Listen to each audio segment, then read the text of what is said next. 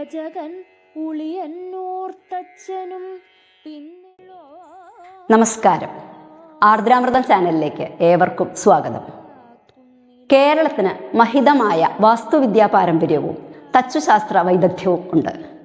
അതിൽ ഏറ്റവും വാഴ്ത്തപ്പെട്ട ഒരു പേരാണ് പറയിപെറ്റ പന്തിരുകുലത്തിലെ പെരുന്തച്ഛൻ്റേത്. ഇന്നത്തെ ഈ എപ്പിസോഡിൽ നമുക്ക് പെരുന്തച്ഛൻ്റെ ചില കഥകൾ കേൾക്കാം. ദേശസഞ്ചാരത്തിനിടയിൽ ഉളിയന്നൂരിൽ എത്തിച്ചേർന്ന വരരുചിയും ഭാര്യയും തങ്ങളുടെ കുട്ടിയെ അവിടെ ഉപേക്ഷിക്കുകയും ഒരു മൂത്താശാരി ഈ കുട്ടിയെ എടുത്തു വളർത്തുകയും ചെയ്തു. വളരെ പെട്ടെന്ന് തന്നെ വളർത്തച്ഛൻ്റെ കുലത്തൊഴിലിൽ ഈ കുട്ടി അതിസമർത്ഥനായി.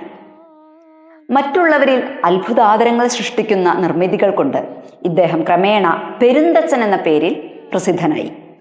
വാസ്തുശാസ്ത്രത്തിലും തച്ചുശാസ്ത്രത്തിലും ഒരുപോലെ വൈദഗ്ധ്യം നേടിയ അപൂർവ വ്യക്തിത്വമായിരുന്നു പെരുന്തച്ഛൻ്റേത്. തച്ചൻ്റെ പെരുമ വെളിപ്പെടുന്ന അനേകം കഥകൾ പ്രചാരത്തിലുണ്ട്. ഉളിയന്നൂർ ക്ഷേത്രത്തിലെ കുളം നിർമ്മിച്ച കഥ അത്തരത്തിലൊന്നാണ്.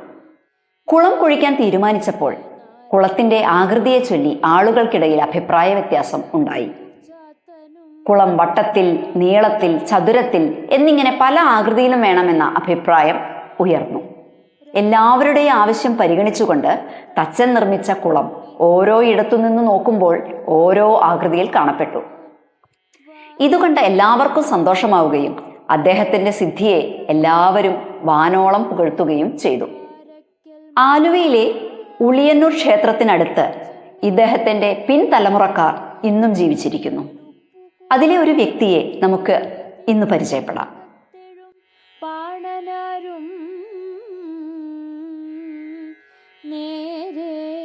നാരായണ ഭ്രാന്തനുമുടൻ പെരുന്തച്ഛന്റെ പ്രതിഷ്ഠയുള്ള ഉളിയന്നൂർ എന്ന സ്ഥലത്തുള്ള അമ്പലത്തിലാണ് ഞങ്ങളിപ്പോൾ നിൽക്കുന്നത്. അദ്ദേഹത്തിന്റെ പിൻതലമുറക്കാരാണെന്ന് പറയപ്പെടുന്ന ഇദ്ദേഹത്തിനെ നമുക്കൊന്ന് പരിചയപ്പെടാം. ചേട്ടന്റെ പേര് ശിവൻ. ഇവിടെ തന്നെയാണോ താമസം? ഇവിടെ തന്നെ. ചേട്ടൻ ഈ തൊഴിൽ തന്നെയാണോ? മരപ്പണി തന്നെയാണ്. ഇപ്പൊ നിങ്ങള് മാത്രമാണോ അപ്പൊ ഇവിടെ? ഞങ്ങൾ 22 വീട്ടുകാരുണ്ട്. 22 വീട്ടുകാർ. ഇതാണ് പെരുന്തച്ഛന്റെ. ഭഗവാൻ ആരാധിച്ചിട്ടുള്ള മൂർത്തിയാണ് ഭുവനേശ്വരി. ഓ, അദ്ദേഹം ആരാധിച്ച മൂർത്തിയാണ് ഭുവനേശ്വരി അമ്മ. ആ ഒരു പ്രതിഷ്ഠയാണ് ഇവിടെ ഉള്ളത്.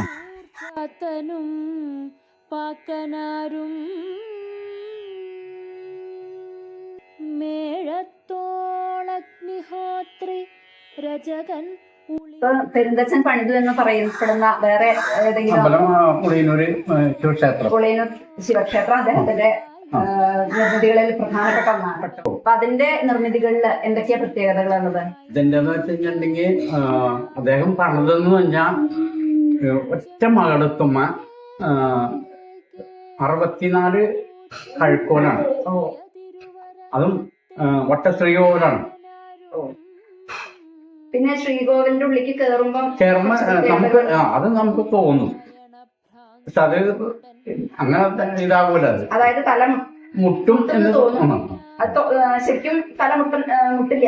ഹൈറ്റിൽ തന്നെയാണ് അദ്ദേഹം നിർമ്മിച്ചു എന്ന് പറയുന്ന കുളം. അത് നമുക്ക് കാണാനായിട്ട് ശരിക്കും പറഞ്ഞാൽ ഇവിടെ അല്ലാതെ അത് ഈ റോഡും കാര്യങ്ങളൊക്കെ വന്നു കഴിഞ്ഞപ്പോ അത് മൂടിപ്പോയി. അത് വട്ടത്തിലുള്ള നീളത്തിലുള്ള എന്നാണ് പറയുന്നത്.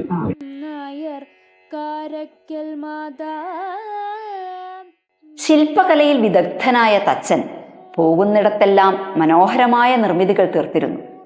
തൃത്താല നരിപ്പറ്റ ക്ഷേത്രത്തിലെയും തിരുനാവായ നാവാമുകുന്ദ ക്ഷേത്രത്തിലെയും കാറ്റിൽ കെടാത്ത ദീപസ്തംഭങ്ങൾ ഇദ്ദേഹത്തിൻ്റെ അതിശയകരമായ നിർമ്മിതിയാണ്. ഉളിയന്നൂർ ക്ഷേത്രം, തൃശൂർ ജില്ലയിലെ അരിയന്നൂർ ക്ഷേത്രം, പന്നിയൂർ വരാഹമൂർത്തി ക്ഷേത്രം തുടങ്ങിയ മഹാക്ഷേത്രങ്ങൾ ഇദ്ദേഹത്തിൻ്റെ നിർമ്മാണ വൈദഗ്ധ്യത്തിൻ്റെ ഉദാഹരണമാണ്.